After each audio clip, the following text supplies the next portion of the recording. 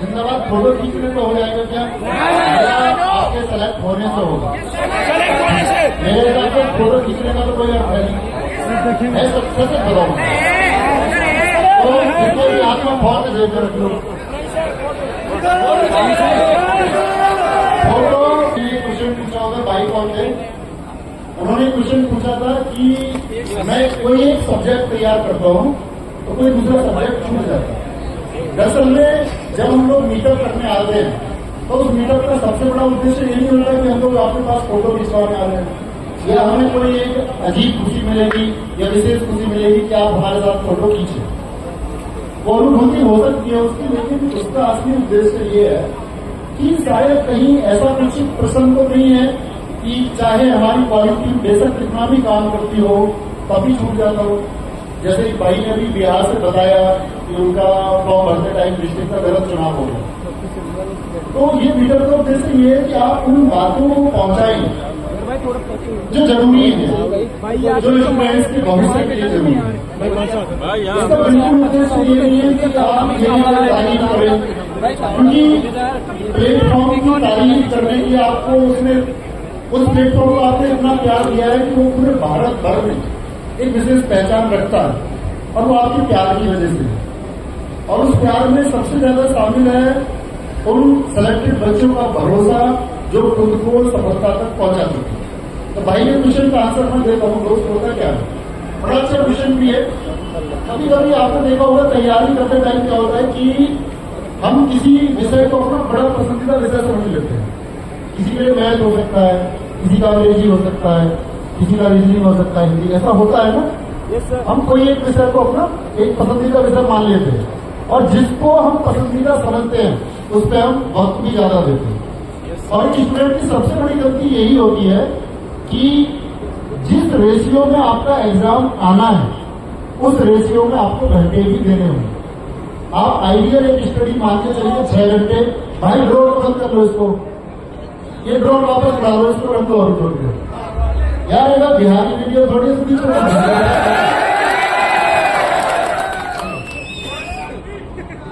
तो सबसे बड़ी कमी ये है कि हम उस बराबर रेशियो में मान के चलिए हम 8 घंटे पढ़ते हैं, बड़े ध्यान से सुनना, और कोई एक एग्जाम लेते हैं जिसमें 100 क्वेश्चन आते हैं, 4 सब्जेक्ट पर 25-25 क्वेश्चन आते हैं, ठीक है। अब हम क्या कर रहे हैं कि हम 8 घंटे में 2-2 घंटे हमको सबको देने चाहिए। अब हम क्या करें, मैथ करें 4 घंटे, रीजनिंग मजा आ जाता है क्योंकि सवाल हो जाता है 3 घंटे कर रहे हैं, जीएस कितनी देर पड़ी 1 घंटे, कमजोर क्या रहेगा। अब मान के चलिए किसी का जीएस में इंटरेस्ट है, 4 घंटे जीएस पढ़ी और मैथ पढ़ा 1 घंटे, कमजोर क्या रहेगा। ये गलती, बराबर टाइम दो।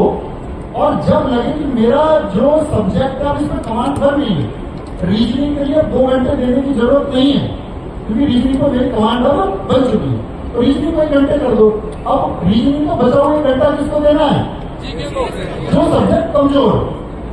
हिंदी को या अंग्रेजी को आपको लगता है कि भाई मेरी कमांड बन चुकी है, तो जिस विषय पर आपकी कमांड बन जाए उस समय को उसे दे दो जिस पर आपकी कमांड नहीं है। तैयारी का मूल नियम तो ये है। अगर आप करते रहेंगे ऐसे कि नहीं मुझे मजा आ रहा है गणित करने में और मजे के चक्कर में तुम्हें पता दुनिया बर्बाद है।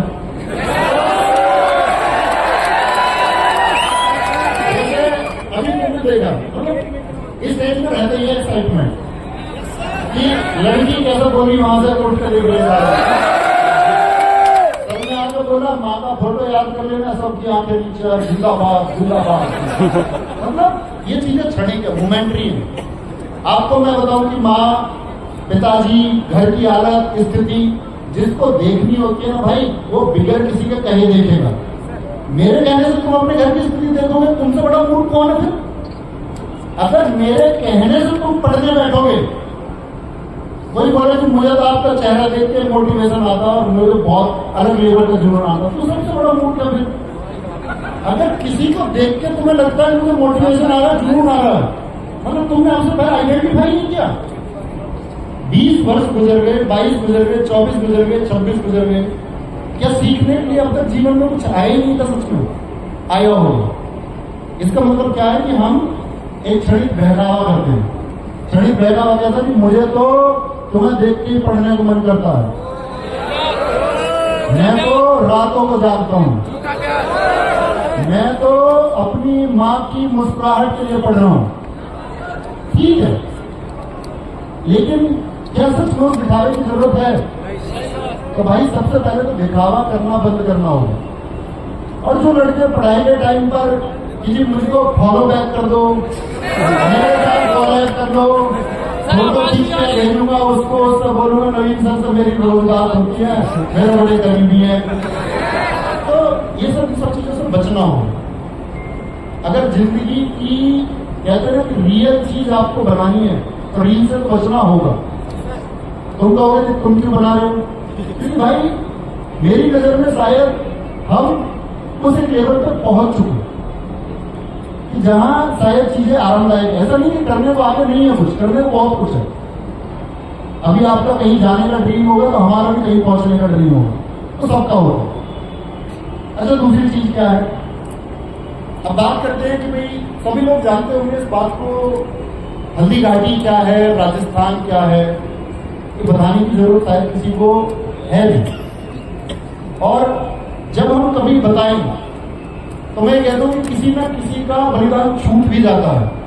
हम किसी एक का नाम लेकर के और किसी एक का नाम लेकर के उसको छोटा नहीं कर सकते। इस देश में, इस राज्य में, इस प्रदेश में हजारों लोगों ने बलिदान दिए हैं, इस पूरे देश में दिए हैं। उन सबके बलिदानों की बात यह थी कि हम सीखते क्या हैं। हम लोग यहाँ राजस्थान में जिक्र कर रहे हैं कि महान महाराणा प्रताप जी का बलिदान क्या है, सब जानते हैं। सीखने की जरूरत है। सीखने की जरूरत यह है कि आपको कभी भी अभाव, आपको कभी भी विपरीत परिस्थिति के आगे घुटने नहीं टेकने। ये महाराणा प्रताप जी ने आपको सिखाया। चर्चित क्यों है या हमारे दिलों में क्यों बसते हैं? क्योंकि विषम परिस्थितियों में भी घुटने नहीं टेका। आप में तो बहुत सारे लोग हैं कि मेरा सिलेक्शन नहीं हुआ, अभी पीछे भाई ने बोला 0.15 से रह गया, 0.25 से रह गया। ऐसा भी हो सकता है कि आप शायद गवर्नमेंट जॉब के लिए सेलेक्ट हो ही ना पाओ, संभव है ना। मैं क्या खड़े हो झूठ बोलूं कि आप सबकी नौकरी लग जाएगी, आप लोग इस पर पॉसिबल नहीं है ना। शायद लग जाए सबकी, आप सब होनहार होंगे तो सबकी जॉब भी लग जाए। लेकिन ऐसा भी तो हो सकता है भाई शायद हम लोग गवर्नमेंट जॉब में सेलेक्ट ना हो, इससे हम लोग जीवन तो खत्म नहीं होता। एक भाई ने बीच में खड़े होकर बड़ा अच्छा लगा, उसने बोला कि मैं पढ़ता नहीं हूं, मैं सिंगर हूं। जिंदगी जीनी भी है, प्रेशर क्रिएट नहीं करना दिमाग पे। तो जिसे कोई भी स्थिति है, आप लोग अपनी मेहनत पे ध्यान दो कि भाई मुझे मेहनत करनी है, मैंने ये डिजाइन किया है, ये एग्जाम है, इसका सिलेबस ये है, मेरी चीजें क्या सच में तैयार करने के लिए मैं वो वक्त देता हूं जो देना जरूरी है। सच बताना, जब आप लोग रात को आराम की स्थिति में पहुंचते होंगे, और सच ही बताना मतलब खुद को ग्रेट बनाने की कोशिश नहीं करनी। आप में से कोई भी विचार करता है कि मैंने दिन में आज क्या किया? कितने लोग करते हैं? हाथ उठाए जो रात को सच में विचार करते हो कि मैंने आज सच में क्या किया। अब ऐसा तो 100% सच लोग हाथ उठा रहे होंगे, कुछ लोगों ने हाथ उठाए। तो क्या ये सच में जरूरी नहीं है कि आप अपने पूरे दिन को जो आप बिता चुके हैं उसके बारे में एक बार विचार करें कि जो मैं सोच रहा था मैंने उसके लिए आज काम किया या नहीं किया? सोचना चाहिए। और मेरे को जिस दिन सोच करके तुमको ये बेटर फीलिंग आएगी कि हाँ सच में मुझे गवर्नमेंट जॉब में सेलेक्ट होना था और उसके लिए मैंने आज का दिन उसी तैयारी में बिताया है, ये फील आने लगेगा तो आप तैयार हैं। कल आलोक राठी एक साथी का मैसेज आया और मेरी बात हुई उससे पिछली बार दिल्ली पुलिस के रिजल्ट में फेल होने के बाद। उसने बोला कि तुम तो ये कह रहे थे कि सब कुछ कर लिया तो सिलेक्शन हो जाएगा। मैंने कहा भाई सिलेक्शन के लिए मैंने कभी नहीं बोला। आप लोगों ने मेरी क्लासेस देखी होंगी, मैंने कभी ये वादा नहीं किया कि भाई मेरी जीएस पढ़ लोगे तो इतना स्कोर कर दोगे। मैंने ये कहा है हमेशा कि आप यहां से पढ़ते हैं और अगर पूरी तरह से उसको तैयार करते हैं, मैं वादा करता हूं दुनिया में कोई आपकी टक्कर नहीं ले सकता। मैं ये नहीं कहता कि आप पूरा स्कोर कर दोगे, अपने स्टूडेंट्स पे भरोसा, उन लोगों ने करके दिखाया भी। कल आलोक राठी से मेरी बात हुई, एसएससी जीडी में 160 में से 160 स्कोर, और कल मुझसे कह रहा था भैया आप कह रहे थे कि कर सकते हैं, तो मैं बस एक कमरे में बंद था। और जब से दिल्ली पुलिस में सफल हुआ तब से इस एग्जाम के लिए पढ़ रहा था, और कल स्टूडियो आएगा तो आपको अपनी सारी स्ट्रेटेजी बताई करता हूँ, जब भी आएगा बुलाया गया। तो छत पे जैसे तुम बोला कि मैंने खुद को कमरे में अकेला कर लिया। अकेले का मतलब क्या है कि आप जो करना चाहते हो उस लाइफ को जीते भी हो या नहीं। क्या सच में तुम कैपेबल हो वो नौकरी लेने के? हम कह रहे हैं कि हम अपनी मुस्कुराते पिता या मुस्कुराती माँ के चेहरे के लिए सफल होना चाहते हो। तुमको दुनिया के, अगर मैं बात करूं मुस्कुराती माँ और हमको अपने मुस्कुराते पिता का चेहरा देखना, तो किसी की बेटी जो है या हमारी जो बहन है उसका भी सम्मान बनता है कि नहीं बनता? तो झांकने का क्या मतलब होता है? लड़की बोल के झांकते हो। खुद को भाई बेहतर बनाना है।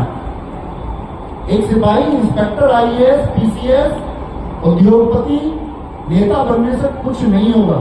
इस देश में नेताओं ने खुदकुशी की है, सफल आईएएस आईपीएस लोगों ने, सफल उद्यमियों ने। इसका कोई अर्थ नहीं है। अगर खुद को बेहतर नहीं बना पा रहे हो ना, तो फिर उस सफलता का कोई अर्थ नहीं। तो पोटेंशियल तुम्हारे अंदर होना चाहिए। मेरी गर्दन नहीं घूमेगी मतलब नहीं घूमेगी, और दुनिया में ऐसी कोई ताकत नहीं बनी। ये महाराणा प्रताप जी ने आपको सिखाया कि मैं अगर गर्दन नहीं घुमाऊंगा तो नहीं घुमाऊंगा, मैं पीछे नहीं हटूंगा तो नहीं हटूंगा। मेरी गर्दन तुम काट के ले जा सकते हो, लेकिन गर्दन मेरी तुम घुमा नहीं सकते। लोग परेशान हो रहे हैं। मोहल्ले में किसी ने बताया कि मैं लाइब्रेरी में जाता हूं, और उनकी चर्चा दरअसल में लाइब्रेरी का पूरा दिन तैयारी में नहीं गुजरा। उसका दिन गुजरा तेरा मॉक में कितना स्कोर है, मेरा मॉक में कितना स्कोर है, पिछले मॉक में कितना था, अगले मॉक में कितना होगा। दूसरे के स्कोर से नहीं करना, दूसरे को अपने साथ बढ़ाओ। अगर तुम्हारे अंदर ताकत है ना, उसको भी तैयारी करो। गलत तरीके से नहीं कि ये नीचे हो जाए, इसको मिसगाइड कर दूं मैं। महाराणा प्रताप जी का एक अनसुना किस्सा मैं आपको सुनाता हूं कि महाराणा प्रताप जी जब हल्दी घाटी का युद्ध है 1576 से पहले, इसके 10 दिन पहले की बात है, बहुत कम लोगों ने सुनी होगी, तो लोगों ने मानसिंह की खबर दे दी महाराणा प्रताप को कि जी मानसिंह निहत्ता है और रैकी करने आया है, कुछ स्थितियों का पता लगाने आया है। आप सब जानते हैं कि महाराणा प्रताप जी का मैसेज सिर्फ वीरता का मैसेज नहीं है। महाराणा प्रताप जी ने इस देश को मैसेज दिया है कि आपको हर वर्ग के व्यक्ति को अपने साथ लेना होगा। उनके साथ भील, राजा, हर जाति, हर धर्म का व्यक्ति है। आप लोग जातियों में, धर्मों में बटे हुए हो। करनी है हमको पढ़ाई है, हम खुद को बांटे हुए हैं। कहां पर? जाति, धर्म, इन चीजों पर हमारा डिस्कशन होता है, डिबेट होती है। महाराणा प्रताप जी ने मैसेज दिया कि मेरे साथ भील से लेकर के हर वर्ग का व्यक्ति है। तो लोग कहते हैं कि मानसिंह आज निहत्ता है, इसको बाहर देते हैं, इसको गिरा देते हैं। मतलब नहीं, निहत्ते को नहीं मारे, जिसके पास शक्ति नहीं है उसको नहीं मारे। कल हल्दी घाटी के युद्ध में लड़ेंगे, और कहते महाराणा प्रताप जी के पास, आप लोगों को पता होना चाहिए, हमेशा 2 तलवारें थी कि कभी कोई व्यक्ति निहत्ता हो जाए तो उसको भी तलवार दे देंगे। ये पोटेंशियल। आप अगर इस बात से खुश हो रहे हैं ना, आपके जो दोस्त है वो पढ़ाई में कमजोर हो रहा, नहीं, उसको भी तलवार देंगे। तो वीर वो है, अगर मैं कहूं उत्साह उसके अंदर है जो अपने परिवार को शारीरिक, सामाजिक और आर्थिक मजबूती दे सकता है। आपका परिवार सुरक्षित कब होगा? जब आप आर्थिक रूप से मजबूत हो, जब आप शारीरिक रूप से मजबूत हो। एक भाई ने बीच में बोला था इधर कि जी आपने एक सवाल उठा, बड़ा मैंने देखा कई बार कमेंट्स में, बहुत पढ़ता हूं। उसमें लिखा हुआ था कि आपने दिल्ली पुलिस की जो मेरिट है वो अंकित भाटी सर आपने इतनी बता दी, तो हम फिजिकल के लिए नहीं गए। सुनी थी आपने भी ये बात? सुनी हो? अच्छा ये पूछो तुम, ऐसा भी माइंडसेट क्या हो सकता है अगर वो सारे बच्चे जो कहने से नहीं गए फिजिकल देने, अगर वो सच में चले जाते सब फिजिकल देने, जो ये कह रहे हैं कि मेरा स्कोर इतना था, 75 था, 78 था, मैं तो 72 था, 70 था, आपकी वजह से नहीं गया, अगर वो सारे चले जाते दौड़ लगा देते सारे, तो क्या मेरिट ऊपर नहीं जाती? तब भी रहते ना। तो आप दूसरे साइड क्यों नहीं सोचते? आपको चीजों की सच्चाई समझनी होगी। फालतू के, मैं हमेशा कहता हूं, फालतू के मोटिवेशन में वो चाहे मैं बोलूं, कोई भी बोले, उसको कोई अर्थ नहीं, क्योंकि वो क्षणिक हो सकता है, मोमेंटरी हो सकता है। और कहते हैं कि जो स्थितियों या विषम परिस्थितियों में दिखते नहीं, यानी डटे रहते हैं, कहते विषम परिस्थिति और विषम समय में भी जिसने ना घुटने टेके, उसके सामने विषम परिस्थिति और समय घुटने टेके।